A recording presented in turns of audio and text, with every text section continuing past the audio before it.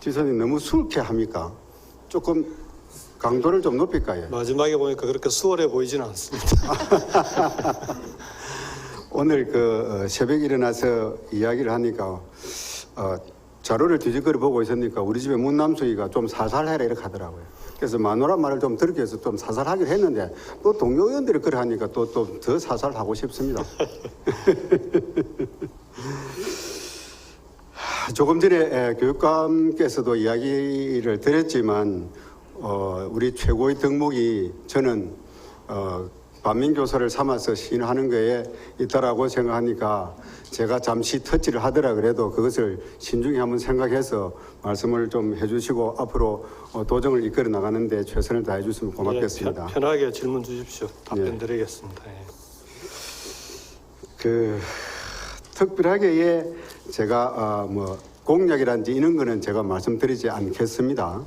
않겠는데 사회혁신 추진단에 대해서 그다음에 남북교류연구센터에 대해서는 제가 조금 짚고 좀 넘어가야 될 것 같아서 했는데 구체적으로는 또 그것도 묻지 않겠습니다. 그런데 사전 집행은 어느 법에 위배되시는지 지사님 알고 계시죠? 지방재정법 17호가 문제가 됩니다. 조례 재개정 없이 사전 집행한다는 것은 문제가 생길 수가 있죠. 있는데 사회혁신추진단 같은 경우에도 보면은 2018년 11월 달부터 2018년 9월 아니고 9월 달부터 TF팀을 구성을 해가지고 했거든요. 근데 조례는 2019년 3월 말에 통과를 시켰고 예산은 19년 7월 달에 추경 때에 통과를 시켰습니다. 이미 이것은 2018년부터 지금 현재 집행행위 1력이 아니고요.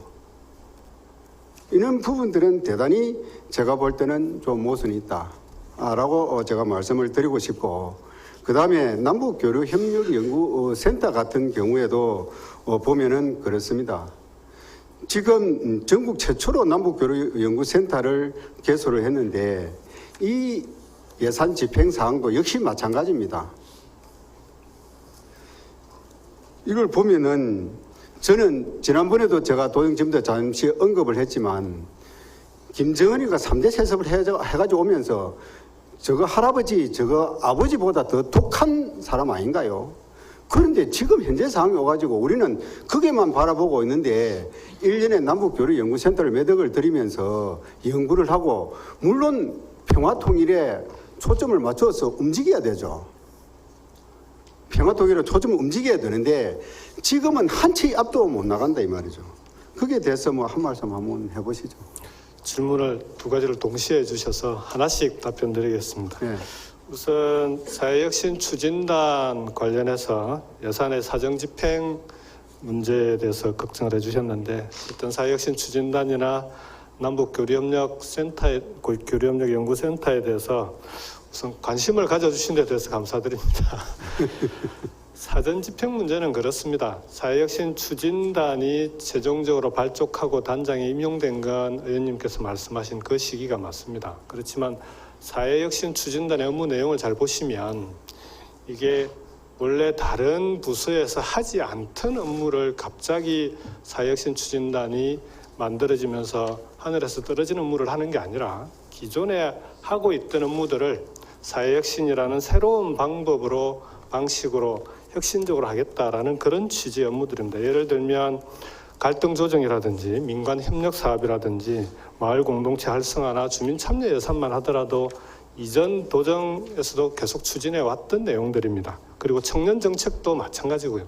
다만 그런 정책들을 혁신 추진단이 생기기 전에는 기존의 정책과 업무에 따라서 진행을 하다가 그 업무들을 사회혁신 추진단이 발족하면서 모아서 추진했다 이렇게 이해해 주시면 그 사전 집행이라든지 이런 부분은 조금 더 면밀히 따져보겠습니다만은 그렇게 크게 우려할 만한 수준은 아니지 않을까 그렇게 생각합니다.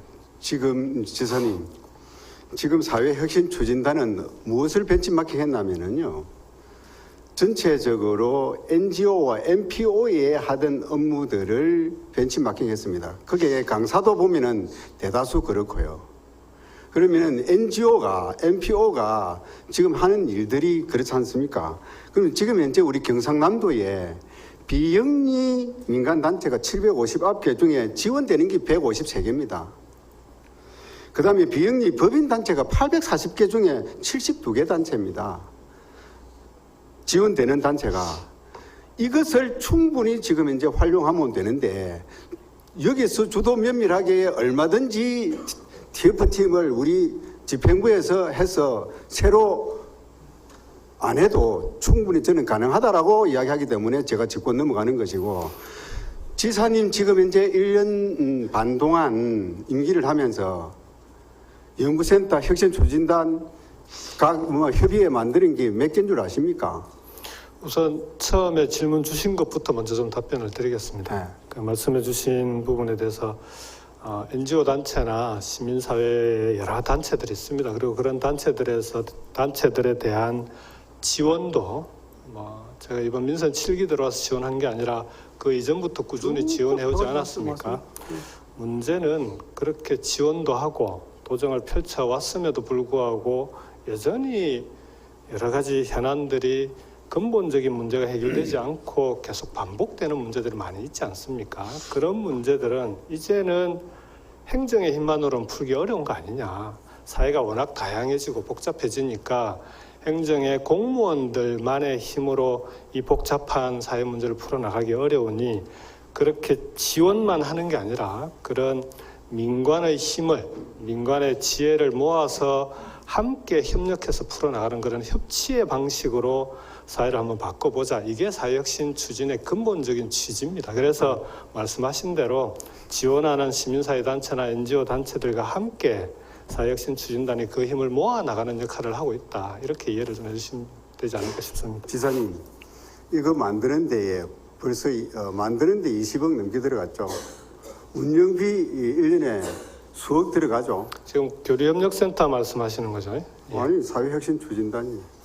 예, 그렇게 한다라면은 그는 그것을 만들어내는데 돈 들여가지고 개선 안 되면 문제가 생기죠.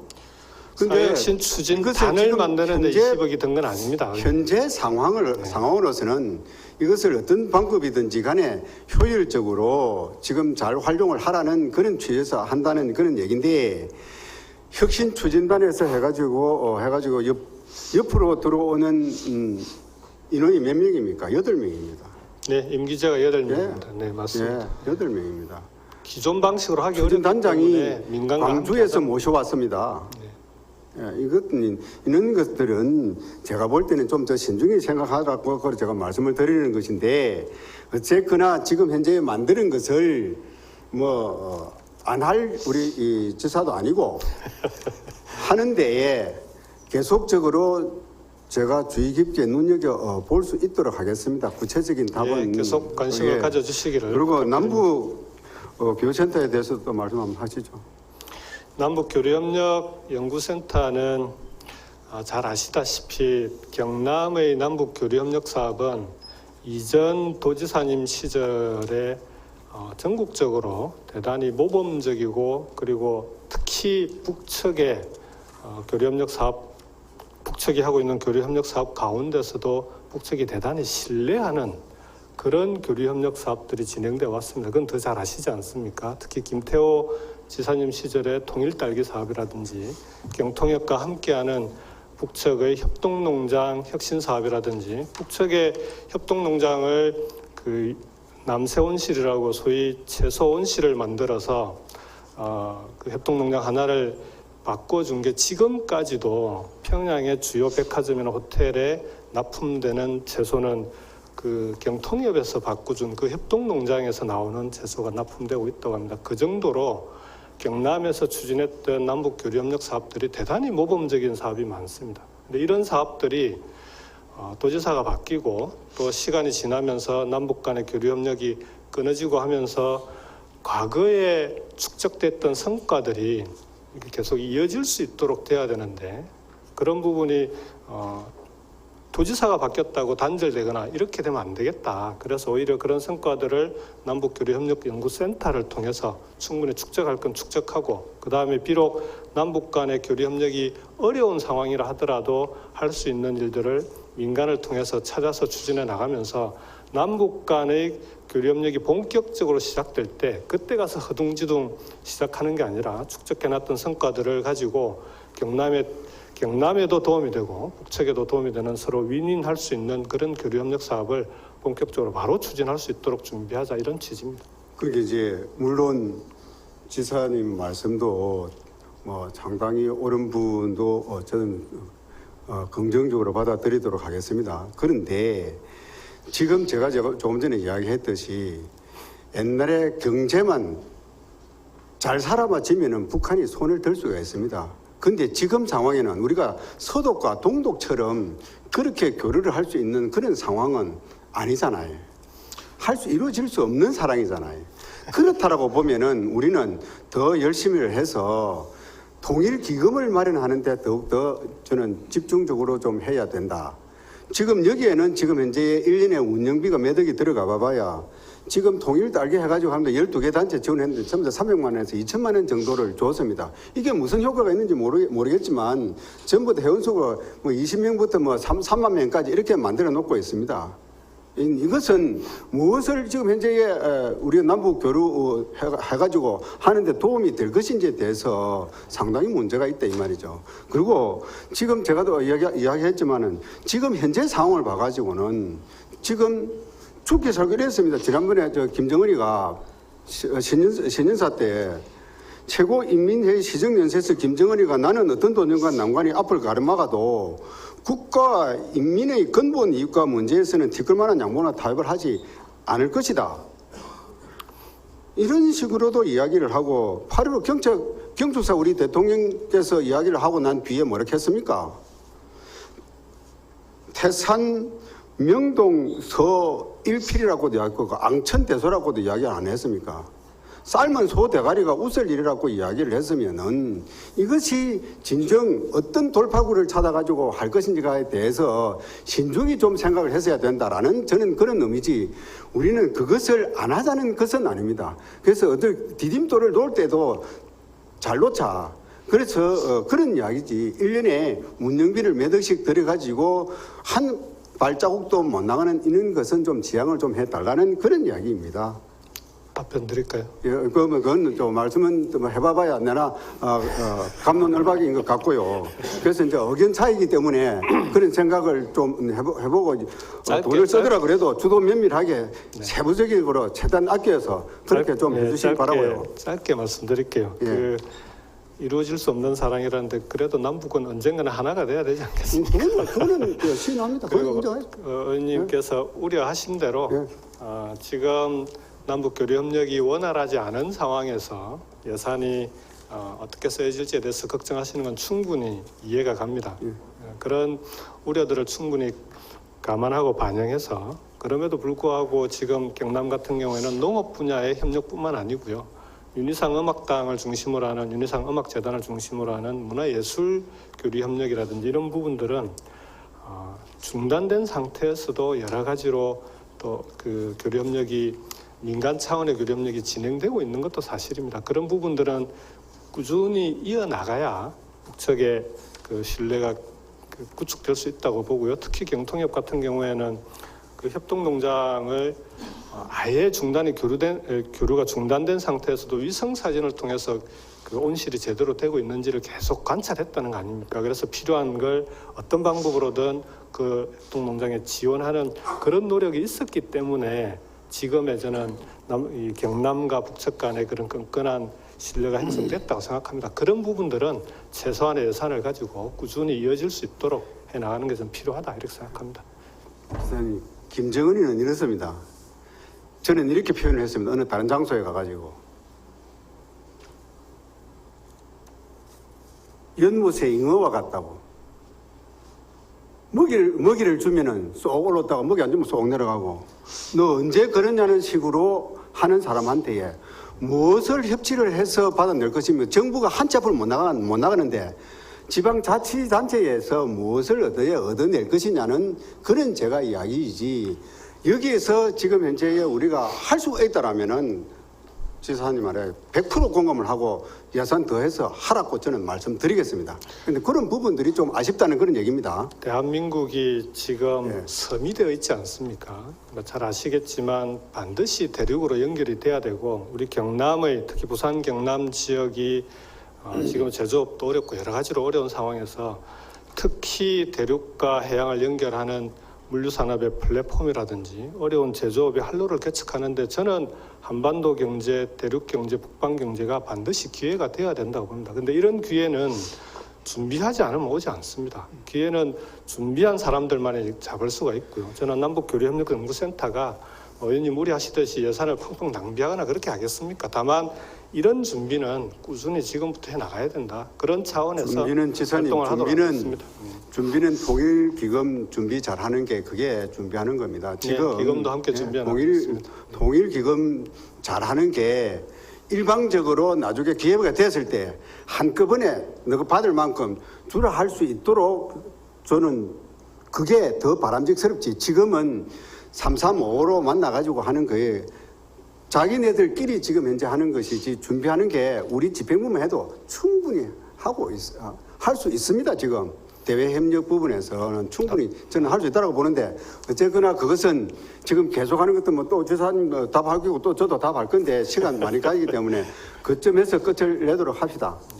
또 답하는 것보다는 한꺼번에라도 나중에 줘야 된다고 말씀해 주신 데 대해서 감사드리고요. 그때 가서 퍼주기라고 또 비판하지 않으시기를 부탁을 드립니다.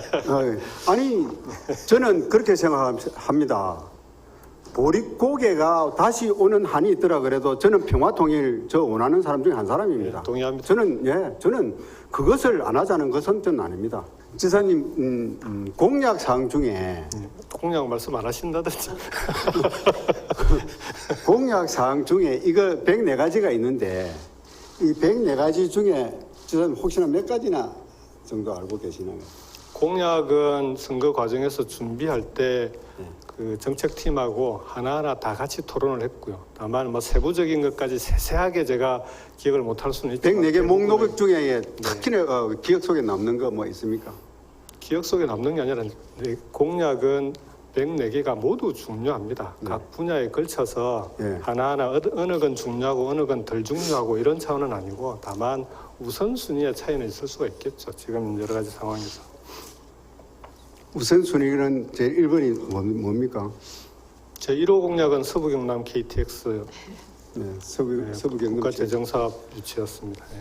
그다음에 뭐 특별교부시 1억 조성하고 하는 경제혁신 특별하게 말씀하시는 거죠. 그런 것은 그 공약도 있었습니다. 그 공약은 인수위 과정에서 특별회계로 경제혁신 예산을 운영하게 되면 아무래도 경직되게 운영될 수 있다라는 우려들이 있어서, 그렇다면 경제혁신 그 특별회계로 규정짓지 말고 1조 원 이상의 국비를 확보하는 것으로 그렇게 공약을 수정해서 도정 4개년 계획에 반영을 했습니다. 그렇게 보니까 상당히 문제가 많던데 다시 한번 더 잘못을 시인을 하면서 수정하고 도민들 앞에 한번 말씀할 수 있는 그런 기회가 됐으면 좋을 것 같습니다. 제가 받아보니까 조금 상당히 문제가 있습니다.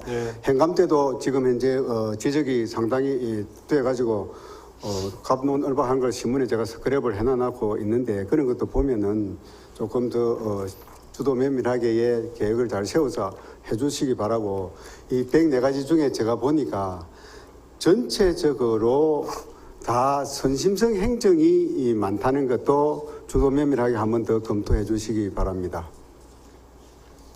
답변을 드리면 됐습니다. 하고 아니 근데 내가 안 한다 했기 때문에 오해가 있을 수 있으니까 짧게 드리겠습니다. 그 공약 사업들은 지금 현재 한 5가지 정도가 완료가 됐고요. 나머지는 다 추진 중인데, 그 사업들이 선심성 행정이다라는 부분은 경남 경제와 민생이 워낙 어렵지 않습니까? 어려운 민생 경제를 풀어나가는 데 있어서 특히 올해 같은 경우에는 3대 국책 사업을 유치한다든지 해서 큰 성과들은 저는 나름대로 도청 직원들이 노력해서 그리고 인님들의 협조를 통해서 어느 정도 이루었다고 생각하는데, 문제는 도민들이 체감할 수 있는 그런 그 변화가 아직까지 좀 더디다는 겁니다. 그래서 내년에는 특히 도민들이 체감할 수 있도록 할 수 있는 그런 예산을 중심으로 편성을 해놨고요. 그 다음에 경제가 내년에도 어려울 수 있기 때문에 내년만큼은 재정 사업을 집중적으로 추진해서 지방채를 최대한도로 발행해서라도 지금의 어려운 민생 경제를 체감할 수 있는 변화가 가능하게끔 그렇게 만들었다, 이렇게 이해해 주시면 고맙겠습니다. 지사님, 지방채 올해 1,000억 내고 2020년에 2,600억 내는데 보면은 교모하게 해놔놨습니다. 지방채 빚 내는 것은 전부 다 SOC에서 다 사업 붙여놔놨고요. 할 말을 빠져나가도록 그래 만들어놨대 보니까 SOC 사업에 다 갖다 붙여놨고, 일반 예산은 전부 다 선심성 핸드 갖다 붙였습니다. 이 돈이 그런 식으로 만들었고요. 그것은 집행부하고 같이 의논해서 희빈하게 생각하면 없어요. 저 이야기가 일리가 있는지 없는지는 모르겠지만, 그런데 경상남도 경제는요, 두산에 원전 수정해가지고 회복하면은 경제 회복 살아납니다. 그런데 안 붙여도 저는 된다라고 생각을 하거든요. 그런데 지사님이 한 번 더 정부에 건의할 수 있도록 해서 두산 원전 살려서 원활히 돌아가면 경남 경제 살아납니다. 저는 자부심 있게 제가 말씀드릴 수 있습니다.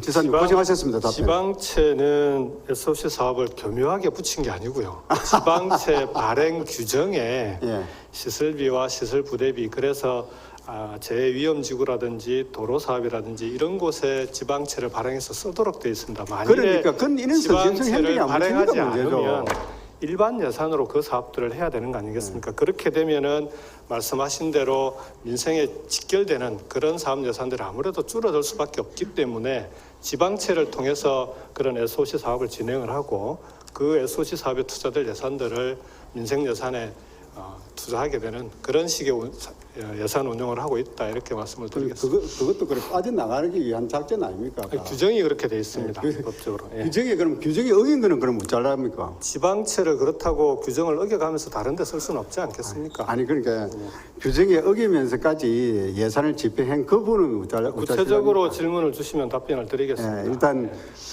제가 이미 지나갔기 때문에 제가 답변을 드릴 수가 없고요. 저도 면밀하게 단지 살피죠. 예, 그 부분은 살피죠. 한 푼도 허투루 예. 쓰지 않도록 그 부분은 면밀하게 살펴보도록 하겠습니다.